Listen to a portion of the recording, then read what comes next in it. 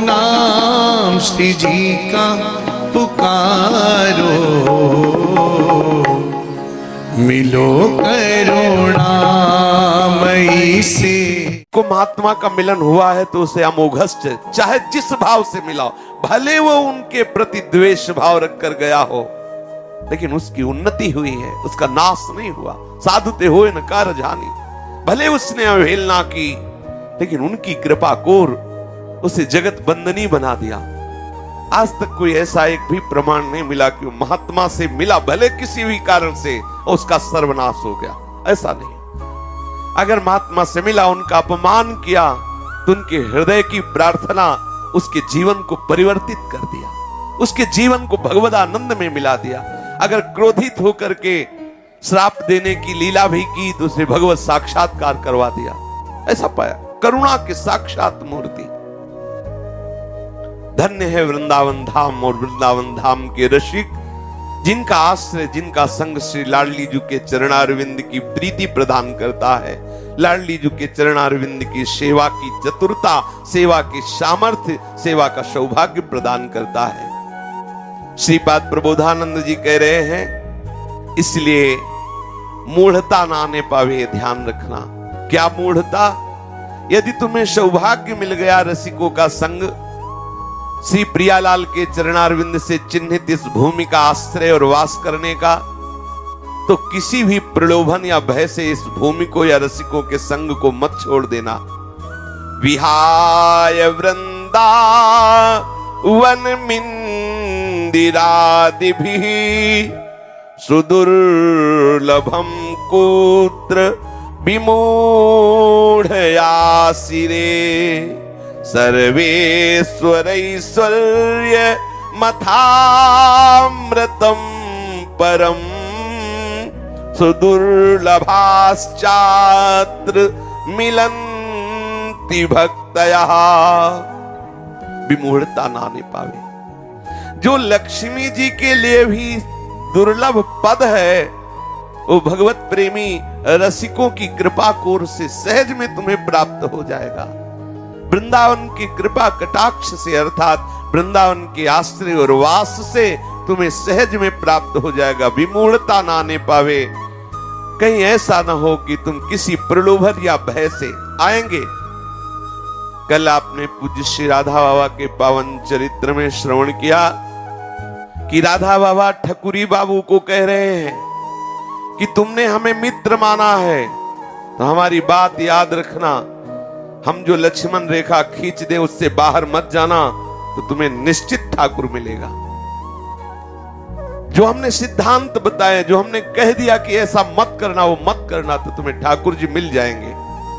और देखना, जब ठाकुर जी के मिलने का अवसर आएगा, तो तुम्हारे सामने ये प्रलोभन आएगा।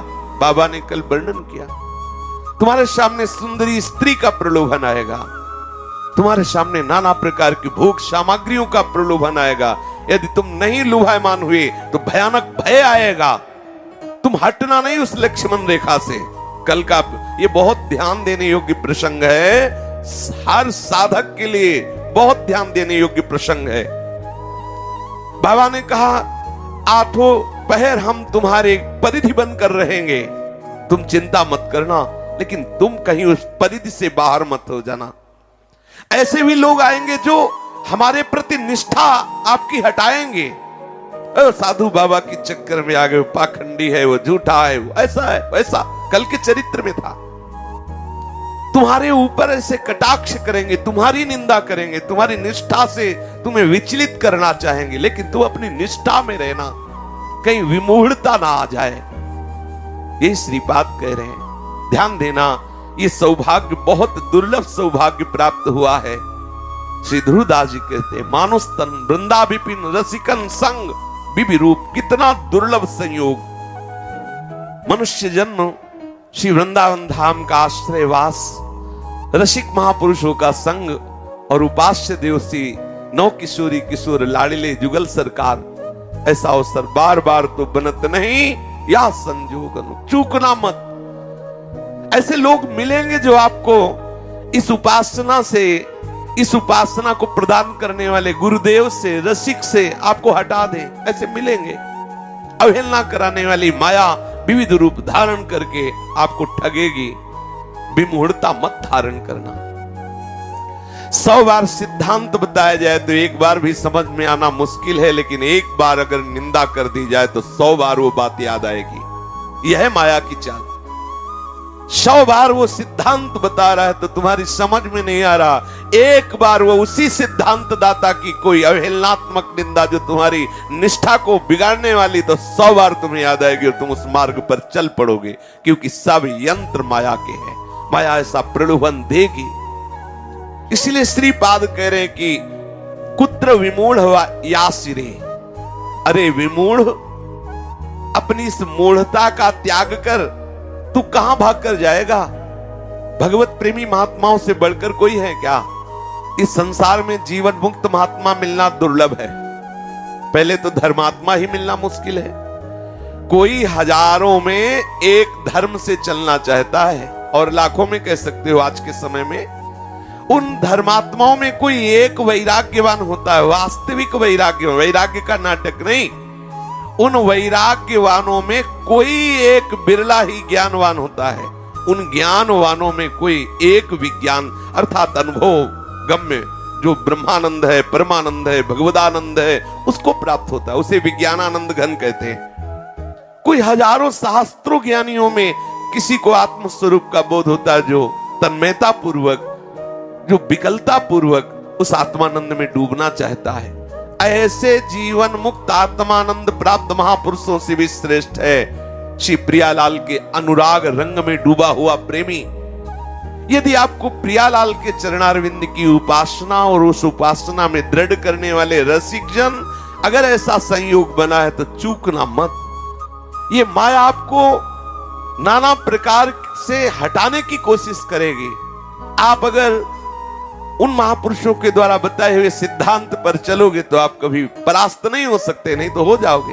ये माया है, फिसला के खड़ा कर देगी। कहां जाओगे फिर? ये जीवन अपराध में जीवन कहां व्यतीत करोगे? कौन आश्रय दाता है यहां? थोड़ी देर एकाग्र होकर सोचो, थोड़ी देर। आपका कौन आश्रय दाता है? हम जिसे अपना मित्र मानते हैं वो काल का शिकार है, किसी भी क्षण वो खत्म हो सकता है। बहुत गंभीरता से विचार करना है। हम जिस अंगरक्षक का भरोसा रखते हैं कि वो अस्त्र लिए हुए हमारे साथ है, वो बेचारा खुद भयभीत है। वो खुद काल के पंजे में फंसा हुआ, किस सेकंड में मृत्यु उसको नष्ट कर दे। वो बेचारा विनाशी शरीराभिमानी, वो मेरी क्या रक्षा करेगा? जो खुद काल के पंजे में है, मृत्यु के पंजे में है, भय से युक्त है, नाना प्रकार के क्लेशों से युक्त है, जिसमें किंचन मात्र सामर्थ्य नहीं अगर है तो मेरे प्रीतम की सामर्थ्य से वो सामर्थ्यवान है। उस अल्पज्ञ, एक देशीय, विनाशी, उसको हम क्या अपना मित्र माने? जो सर्वज्ञ, सर्वशक्तिमान, सर्वत्र सर्वदेशी है, ऐसे प्रीतम को अपना मानो। किससे हम अपनापन करें? किसके बल से हम निर्भय हो? किसको माने कि मेरा सहयोग देगा? आप बोलिए, किसको माने? अरे बोले हम देंगे सहयोग, रही नहीं जाओगे। वो काल ऐसा महान विकराल है कि अगर सहयोग कृष्ण कराना चाहता है आपसे तो आप में सामर्थ्य बन के बैठ जाएगा और वो करवा देगा। अगर हमसे तो एक कदम भी चलने लायक नहीं हो आप, एक कदम भी।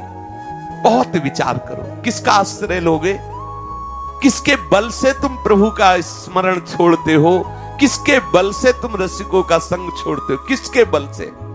अगर आपको लगता है हम अपने मन बुद्धि के इशारे से, ये मन बुद्धि ऐसा निर्णय देते हैं कि फंसा देते हैं। बड़े बड़ों को रोना पड़ता है इनके आश्रित होने पर।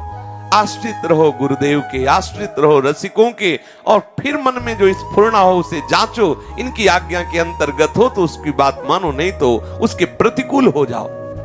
जिन लोगों का एक कथन है कि मन के प्रतिकूल होकर नहीं चला जा सकता, तो निश्चित उनको विषय ही बना देगा।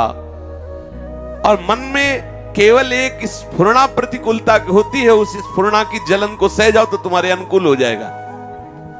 और जो अनुकूल मन के हो गए, कितना गिरते चले जाते हैं देख लीजिए। इसीलिए श्रीपाद कह रहे, अरे मूढ़ता का त्याग कर। जो महान दुर्लभ पद श्री लक्ष्मी जी याचना भी नहीं कर सकती, अर्थात अपने में वो साहस नहीं रखती कि राधा दासी बनने की भावना, राधा सहचरी बनने की भावना कर सके। वृंदावन धाम, वृंदावन के रसिक जनों की कृपा से वो बात एक अधम जीव के हृदय में भी आ जाती है। इसलिए ऐसे वृंदावन का आश्रय, ऐसे वृंदावन का वास, ऐसे वृंदावन के रसिकों का संग जो अत्यंत दुर्लभ है, उसे आदर पूर्वक स्वीकार करो।